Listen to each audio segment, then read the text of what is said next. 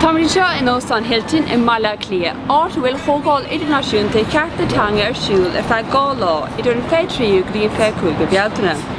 Tá Commissionéirí Teanga ó gacúna den domhan in seo inniu, agus leabhar len Commissionéir Teanga Seán Chráin, bhí aim na Comhdhála agus na tarí atá ar súlais tar éis an teacht le chéile inniu.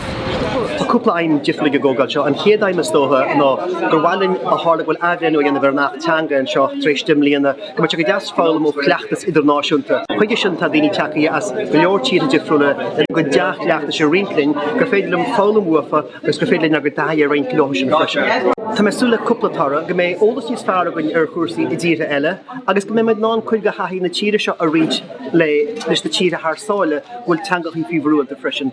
Leabhar le Graham Fraser, Commissionéir na Dangacha Ifigúla, Canada, fin tácht a bhaineann le Comhdhálacha ar an ábhar seo. I think it's extremely important to learn what's happening in other countries, to see the similarities of some of the challenges that we all face and also the differences. Often our own language legislation was drawn up after a Royal Commission looked carefully at the language experience in South Africa and Switzerland and Belgium and in Finland, and was particularly inspired by the Finnish example.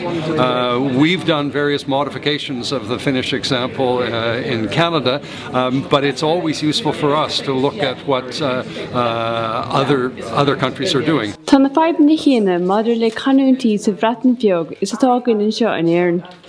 Fuair mar tuairimí Commissionéir Teanga na Breataine na Bige, Mary Hughes ar an ábhar seo. In Wales, we're a very small country, but again, we have those dialects, North Walian, South Walian. It sounds very, very, very different. The danger with a piece of legislation like this is that you lose that variety and that we talk about a standardised language, and I think that's so dangerous. We need to raise the status of the language and its diversity.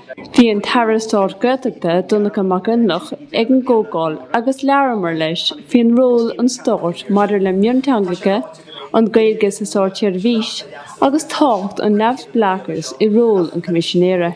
Well, siadam bhfuil sé sailúr an méideatha arán seo, agus an áibh sé arráil a gine gcónaí, go bhfuil freigart agus dúil go sí ar an stáit maidir le min teangatha.